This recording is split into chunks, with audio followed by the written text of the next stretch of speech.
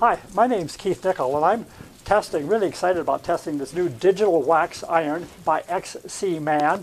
I basically just unboxed it and set the temperature at 125 degrees, and that's what this Fast Wax Thunderbolt 40 says is the best melting point for it. So when you're dealing with pretty precise temperatures, you want to have a digital wax iron or that you can set fairly precisely.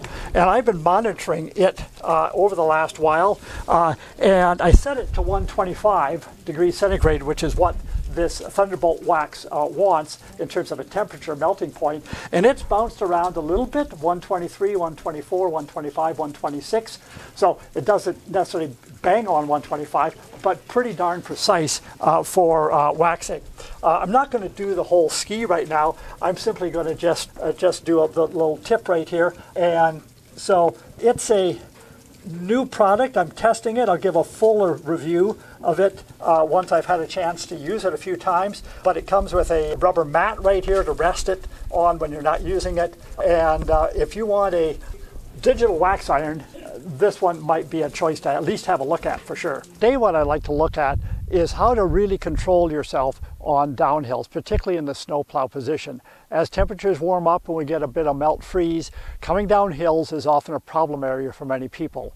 They get scared because of the speed, so this little tip here might help you. So what we're doing here is don't have any skis on, as you can see here, and I just want you to try this before you go out when you get these kind of conditions or you're a bit tentative on the hills. When we make a turn on our cross-country skis, what I'd like you to try to do is to put a lot of pressure and create this steering angle that I'm creating right here. I'm kind of pushing down and digging a curve in the snow, and that's what I'm going to have to do if I'm going to make a turn in this direction. I need to put weight on this, and I need to twist my foot, put pressure on it and twist my foot as I go around the corner. So put some pressure on and then twist the foot to begin to kill some speed, reduce your speed. So on the other foot, it's going to look like this. Notice right now we're just kind of starting here and doing a half circle, or actually a quarter of a circle with this exercise. And this is just to simply do one turn in each direction, practicing this. And the hill right behind me will be perfect to demonstrate what I'm talking about. So to start with, just pick a small hill, and we're just going to make one turn. In this case, I'm going to turn off here to the left. So I'm going to do this twisting action with my right foot.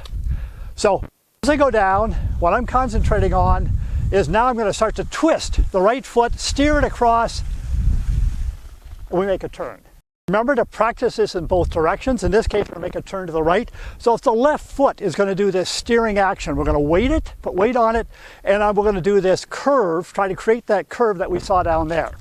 So I'm just pivoting the foot and making it turn with a weight on it, as we can see here.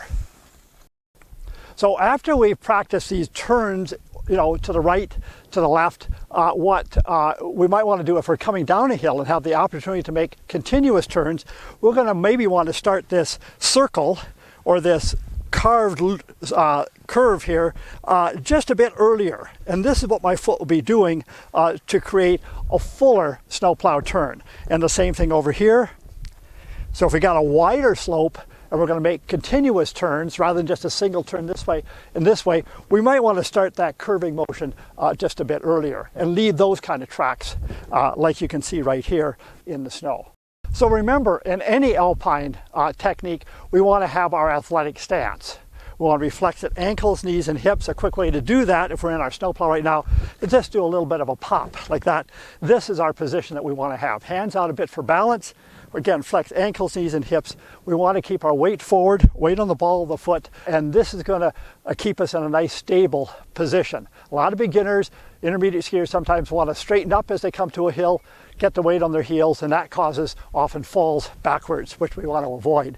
So remember this athletic stance. Sometimes I do a little bit of bounce before I start heading down the hill.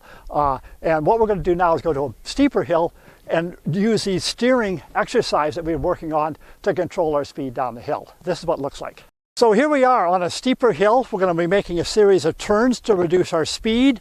And so this is what it looks like. Our first turn is going to be to the left. So my right foot's going to be doing all the work. I want to get my weight over there, twist that right foot to make the turn. This is what it looks like. So I'm now beginning to twist my right foot. Now it's my left foot. Now it's my right foot. Now it's my left foot. So you can see how on a bit of a steeper hill I can reduce my speed by making my turns, feeling like I'm under control, and this will give you more confidence coming down some of those icier, slicker hills in the springtime or whenever you happen to get a bit of ice on your trails. If you like this video, give it a thumbs up, subscribe to my channel, share it with skiers you think might benefit. Thanks for watching.